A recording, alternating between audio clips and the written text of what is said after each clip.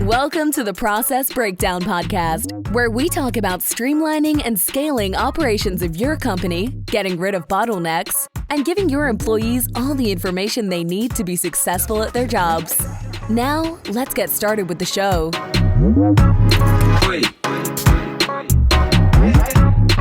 Dr. Jeremy Weiss here, host of the Process Breakdown Podcast, where we talk about streamlining and scaling operations of your company, getting rid of bottlenecks, and giving your staff everything they need to be successful at their job. Before I introduce you to today's guest, Carter Harkins of Spark Marketer, this episode is brought to you by SweetProcess. And so, Carter, I don't know if you could relate to this, but if you had team members ask you the same questions over and over, and it may be the 10th time you spent explaining it, well, there's a better way. There is actually a solution for this. SweetProcess is a software that makes it drop dead easy to train and onboard new staff and save time with existing staff.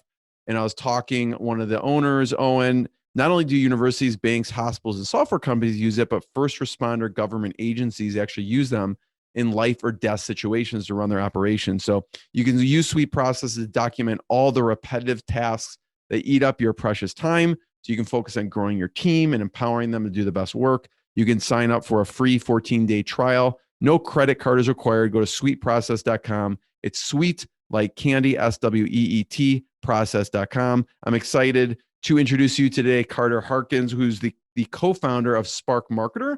And basically, they do a lot of things for the home services niche and many others. But it's funny, Carter, when I was looking and doing the research, you help a lot of chimney companies. A lot of chimney companies are somehow attracted to what you do. And you said there's a funny story behind that. Yeah. It's been one of those, first of all, thanks, Jeremy, for having me on. It's been one of the weirdest journeys in business. I think, you sit around and talk about how'd you get into what you do. And the thing that you got to know is that I never would have imagined, first of all, that I'd be running a marketing company, and that the primary type of customer that we've been serving is home services businesses. And then within that niche, that chimney services would be the company that made us decide that that's what we wanted to do with the rest of our lives.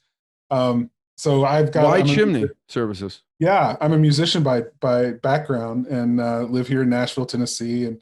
And at some point decided, you know what, we're not going to make the money that we wanted to make as a musician. Way back in the day, something called MP3 happened to the world, and we just quickly realized that the distribution model that we were going to rely on to build our kingdom just wasn't going to happen. So anyway, I started developing websites, just freelancing on the side. My business partner started doing some search engine optimization. We were trading clients back and forth, and at some point just looked at each other over lunch one day and said, we'd probably be stronger together than we are apart. We used to work together and owned a recording studio in the music days. And we're like, we like each other. I mean, we ended a business and we're still friends. So this is Taylor. Yeah, this is Taylor Hill. Yeah. And so we just decided to jump back in and start a new business as a marketing company, and really focusing on both the web design side as well as the technical SEO side.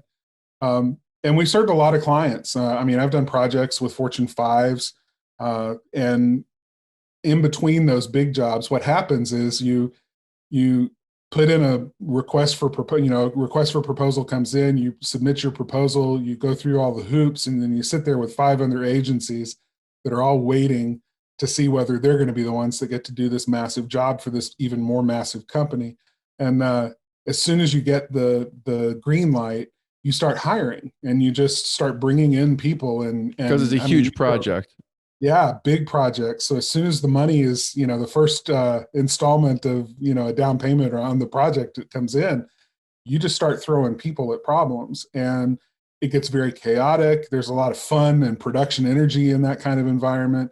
But then right about the time that you push the first version across the table to your client for them to look at, you have your first breath in the moment, and you realize, crap, I don't have anything behind this, to keep the wheels of this machinery running. I've got all these people now that I've hired for this job, and if I don't have another job behind it, I'm going to be laying people off pretty quickly.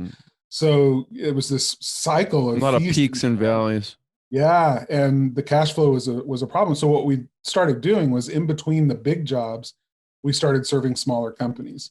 And here in Nashville is a company called Ashbusters, and funny name, but they're a chimney sweep company. And when we first started working with the owner, Mark Stoner, he was 3 trucks, I think. And in the home services business, oftentimes you'll see businesses measured by how many trucks are on the road. So he was running 3 trucks at the time. A very small business owner. We met him through a networking group, and he needed help with his website. So we took over his website and started doing some things. He immediately saw some results. And within the first 12 months, he started talking us up to all of his chimney buddies. And what we didn't realize when we first started working with Mark is that was the president of the National Chimney Sweep Guild. Yes, there is like a real guild for chimney sweeps in all over the world, and it's great because they show up at these like conventions and things, and some of them are wearing top hats, and I mean it just harkens back to like the old Mary Poppins days. They're a great group of people. So anyway, he started talking us up. The next thing you know, we've got like 16 clients, and we go and we speak at one of their conventions. We thought we were just going to be talking to a room full of maybe 40 or 50 people in a breakout. No, it turns out nobody told us, but we were the keynote of the entire convention that year. Wow. So we spoke, and leaving there, I think we had close to 60 clients, additional clients coming from that. And at that point, we looked at each other and we were like, let's switch gears. I mean, let's really focus on serving home services businesses, because if you've served clients, really large clients, that at some level you're just a number in their system. You're a vendor, and that relationship gets managed like a vendor. They have certain rules, and so every time a new project comes up, they don't go back to the person they did the work with before. They put out a new request to a whole bunch of new people, and everybody has to go through the same rat race again. It's just not very fulfilling. But we started serving these mom and pops home service businesses, and we were making a difference in their business. And we knew we were making a difference because the people that we were working with, we were in touch with all the time. And they were telling us, I've never had a marketing company tell me everything that I needed to be doing and handle those things and communicate with me the way that you are.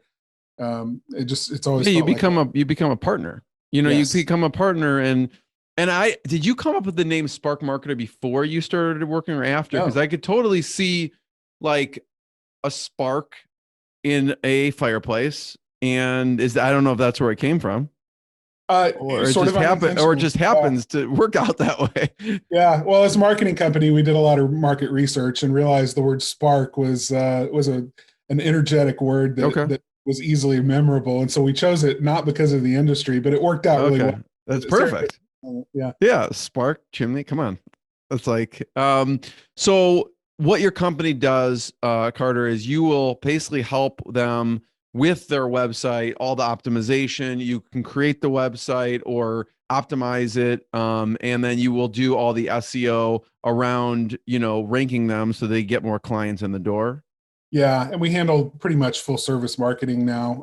So if they need video, we handle video. If they need presence marketing or reputation management, need more reviews, we've got tools for that, and we set people up with that. And also helping with kind of a lot of their retention strategies. Most marketing companies are so focused on lead generation that they don't do a very good job of following up and retaining a customer once they've become a customer. And so we really focus on the whole customer cycle, the whole customer journey through a business, and making sure that it becomes a repeat, long life sort of proposition. What would be an example of that, like the low-hanging fruit retention strategy that you recommend that other companies should be doing?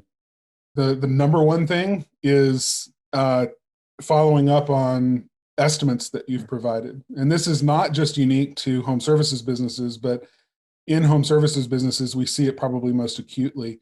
The salespeople just are moving so quickly that, especially in a business that's growing, they're throwing out estimates to customers and moving to the next one that comes in the door, and they're not really coming back to that person that they've, so how do you retain an opportunity? I mean, you've paid a lot of money in some cases to get the click or to get somebody to the point that they can even get an estimate. And follow-up and is you just, abandon them.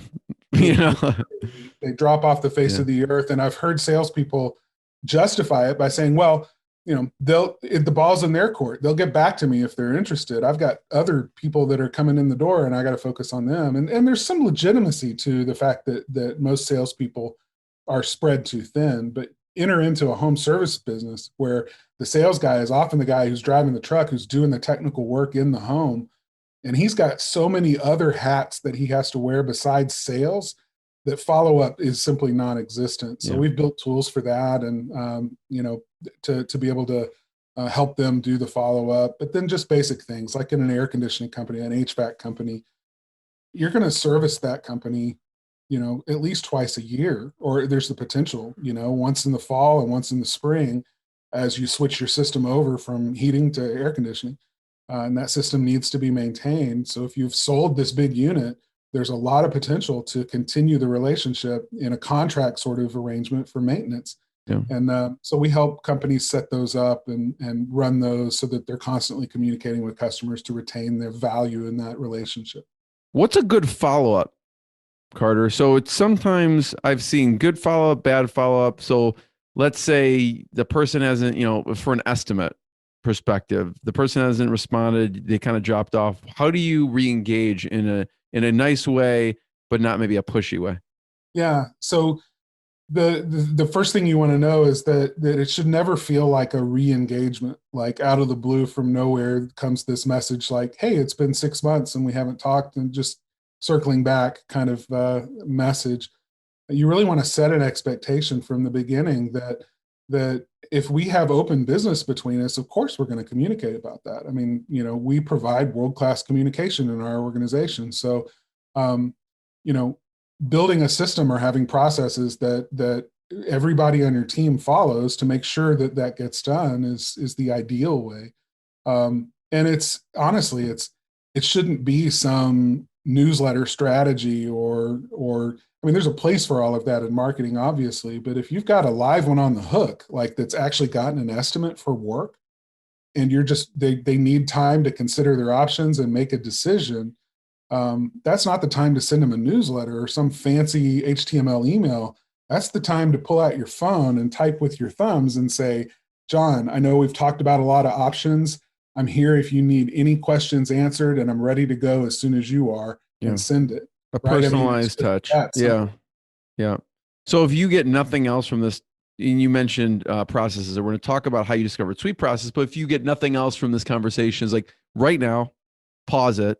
I mean, the rest is going to be good too, but pause it and actually text or email someone who's actually I know someone listening, Carter, right now has someone they've neglected in their pipeline, and just reach out to them, and then email us and say, hey, thanks, Jeremy and Carter. I actually got a new client in because I paused this and actually reached out to them and didn't just send them a newsletter, but emailed them, texted them, called them, like actually do something personal. So how did you discover SweetProcess? Speaking of processes and procedures. Yeah.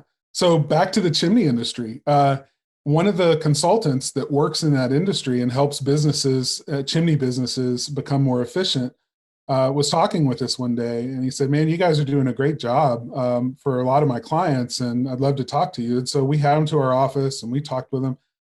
And he discovered, after asking us about how we did certain things, that we didn't really have good answers. And he said, well, what are your SOPs? That was the phrase he kept using. And I'll be honest, Jeremy, I didn't know what that word meant. I mean, like I said, I'm a musician. That's SOP, when right on the line, you're like, SOPs. Yeah. No, we don't have those. Yeah. SOP, does that come with mayonnaise or is that, I didn't know. So anyone listening, it's standard operating procedure, just in case you're listening. And there was a point where I went through the exact same thing. Someone said SOP. I'm like, okay, I don't know what that is. I'm gonna have to Google it and see what they're talking about. Yeah. So in our conference room, this consultant basically raked us over the coals and said, you cannot run a business without standard procedures, to where, and he explained to us a good system. And the reason we told him we couldn't use SOP, eventually we were defending ourselves and said, well, we can't use SOPs in our business because our business is different, right? So they've never heard that before. Yeah, we went through this whole thing of everything changes in our industry, and so by the time we've written an SOP, it's completely different now, and so it's just useless. And he just raked us over the coals and said, no, every single thing in your business should be a system, should be a process, and should be measurable as far as a result at the end, so that whether or not somebody's done what they need to do in the way that they need to do it. So we got serious about it. I'll be honest, it was less me and more my partner, Taylor, who said, we're going to try it. And so we were doing them all in Microsoft Word, and then we started using Google Docs. And so, because it was easier to share them. Yeah. Tell me the evolution of this. This is interesting, actually, because I'm sure people are somewhere in this journey, right? Going from piece of paper to, like, some people actually have manuals, right? So then Word doc, then Google Doc, then what was next? Yeah. So around the Google Docs period, I was really catching fire with the idea that there's more that we could be automating in our business, and that it was time to start thinking about that, because, growth just causes you to think differently. You start realizing what got us to this point is not going to get us to where we want to go. So it's time to shift gears. It's time to look for efficiencies. So I started looking for systems that would help us document our processes more easily and more uniformly. And I literally went out and started scouring the web, but it was a podcast. And I don't remember when or where. I honestly couldn't tell you which podcast it was. I believe it was probably a SaaS podcast about software development that I was listening to. And Owen is the owner of SweetProcess. He was being interviewed about his journey in building a software company. But I was fascinated by SweetProcess just as a service, and I immediately went and signed up. And we've used it ever since. And it's been brilliant for us in terms of standardizing, making those tweaks and changes when they happen in our business, to go back and update and backfill with those processes, break them out into separate ones now, or things like that. It's made the management of it a heck of a lot easier, as well as working with larger teams now. Carter, what would you say? So someone right now is listening and they're like, I use Google Docs. It works fine for me. What's your argument for going, okay, no, SweetProcess is better. What's the argument for switching? Yeah. So the ability to group things into procedural or process-based kind of groupings of task level, process or procedure level things. That's been the real change for us. In Google Docs, it turned into one folder that was shared with everybody, and nobody knew exactly how to find what they needed. People who didn't even do some of the work that we had documented on how to do it would have to wade through all of those processes first before they found the ones that applied to them. Updating them became difficult. So to us, SweetProcess not only standardized the format, but made it easy to create the teams that we needed, so that you really only see the processes that you need to see, which makes it so much more easy for people to go find what they need. And literally the answer in our business to how do you do something isn't, well, let me take 5, 10, 15 minutes out of my day and show you. It's, have you checked SweetProcess yet? And go there and find it, because it's there. And if you'll go and find it, and if it's not there, or if it's incorrect, it's your job to make sure that you let us know, or let the person who created that SOP know, so that the proper updates can be made. So we hold each other accountable to that. We actually, as owners of the company, we're not the ones that write the SOPs. We challenge our employees to write them, and we've got an SOP on how to write an effective SOP. And, for our business, and follow this format and use these conventions and, those kinds of things. And we grade people on how well the SOP did by showing what our standard is. if this SOP can be given to somebody in our business who doesn't do what your job function is, they do something else in our business. But if you can hand it to them and they can follow step by step through that SOP to accomplish the result that that SOP is designed to create, then you've successfully written an SOP. And we do that all the time. Yeah. Yeah. You're saying, hey, look in SweetProcess. If it's not there, well, then create it, create the SOP so that that is there and other people can use it. What are some of the other features, Carter, that you use and enjoy in SweetProcess? 'Cause I'm sure in the beginning you got it for a certain reason, and then you probably discovered other things. What are some of your favorite features? Well, that's, and it's, I'll be honest, it's been a while since I've gone in and created an SOP. So the creation features that attracted me in the very beginning were just standardizing on the step model, the ability to create a step, which inevitably in the creation of a good SOP, you realize, oh, I'm trying to pack too much into this step. This should really be 3 steps. So now you're breaking it out. In a Google Doc format, you're grabbing entire copy and paste sections of text and moving it up above and just trying to organize things. But in SweetProcess, it's super simple to break things out into new tasks and then just reorder them so that everything flows in a much more natural way. The ability to see, okay, once this is done, what comes next, to see where you are in a process so that you can anticipate if they're going to hit up against a bottleneck soon that requires other people on the team to be involved, then you can begin preparing for that or preparing others for the fact that they're about to be involved in that process. So to be able to see that sort of organizational workflow at a glance on the screen has been brilliant. Mm. And then I'm wondering what changed in the business. So you have no process, then you have, the Word document, Google Doc, and SweetProcess. What, was it, I guess, in onboarding, or what's been game changing as far as using the SweetProcess system? Onboarding, certainly.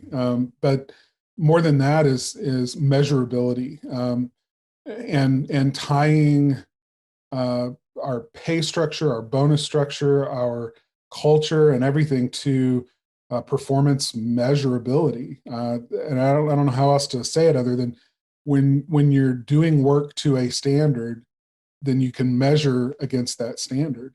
And before, we would just have these nebulous conversations, when we had to let someone go about, well, we don't feel like you're really doing the job well. Well, show me where I wasn't doing it well and I'll change. Well, it's, it's more of just like, we're hearing that things aren't being done right. Well, show me where I'm not doing it right. And I'll make this.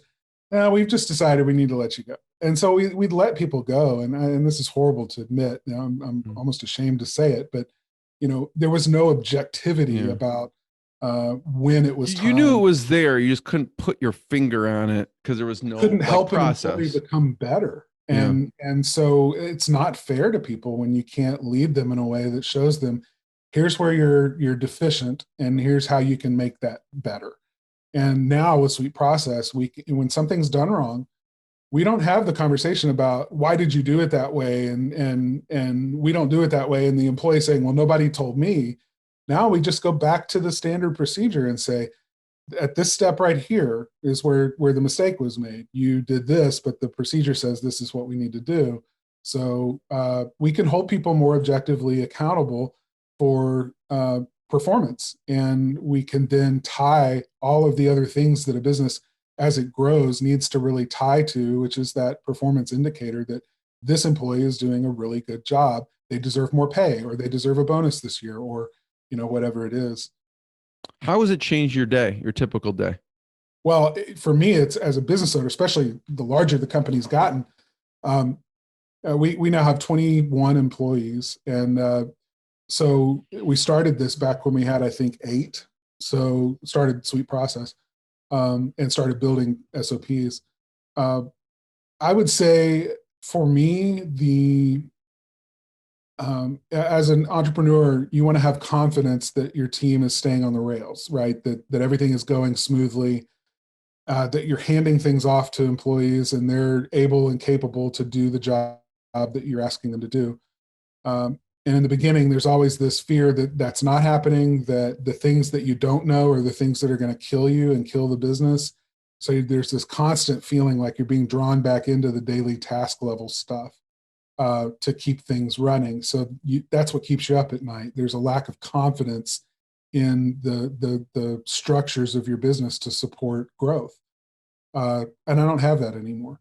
I mean, I do about new things, that we're doing, and that's a part of what I do here at our company is new initiatives. But as far as once we've decided what the right way to do something is, and we've documented that doesn't keep me up at night anymore. And now we have the ability. It's not because I've hired this large number of middle managers that ride herd on everybody. It's that, we have a very flat organization still. And the reason that we're able to do that is because what holds them accountable is a standard description of a task. And it's very easy to manage people in that environment. So for me, it's just created a lot more time and a lot more confidence. And I think just from a qualitative standpoint, is perhaps the biggest thing that it's done for me as an entrepreneur, is give me the confidence to know I've got a team of people that are turning out a consistent result for clients. Yeah, that's great. I love that. So Carter, what's the next big goal that you want to achieve in your company? So we are so focused right now on becoming, for the home services industries that we serve, chimney included, but HVAC certainly, carpet cleaning, roofing, and on and on, plumbing, et cetera.